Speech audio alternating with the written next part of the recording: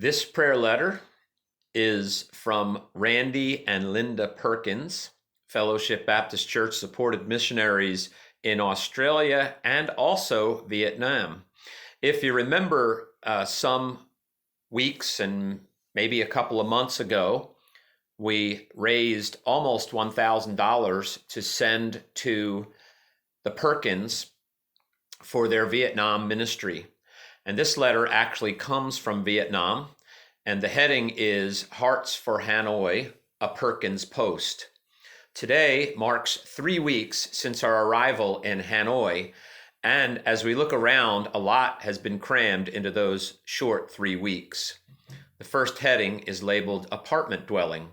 We have organized ourselves and our 4 suitcases that we brought with us, and oh, the sweet bliss of having a, quote, home, unquote, again.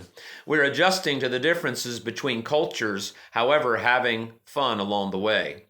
I, Linda, must say that not having an oven or a clothes dryer is my biggest adjustment, but I've got a washer, so that's a plus. Just spare a thought the next time you have a homemade muffin, cake, or biscuit. Aussie for cookie or American for yum. And oh, what I would give for a tea towel. It's things we all take for granted until we don't have them. We have already enjoyed having several of our Vietnamese friends over for meals, and yes, that's Western style meals. Well, as Western as they can be with Asian ingredients.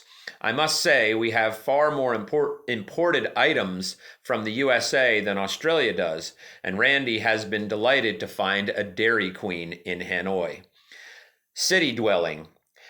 As the rest of the world is in uncertain times, so is Vietnam.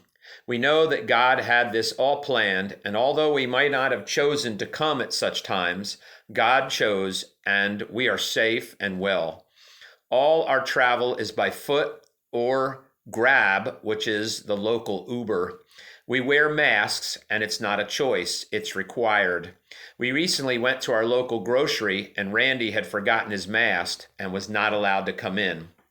We get our temperature taken at the door of every public building and sprayed with hand sanitizer. The population of Vietnam is 95 plus million, and with 116 reported cases of the coronavirus. We appreciate all the must protection the government has put in place.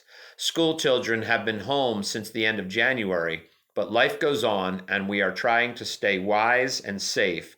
No panic buying of anything yet.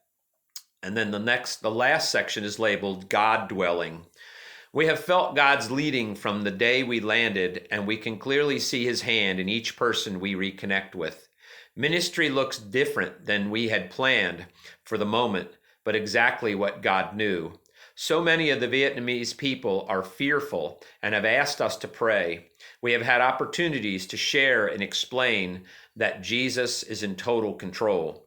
We are beginning mentoring some first-generation believers this week, so pray that we have wisdom and compassion for these young adults.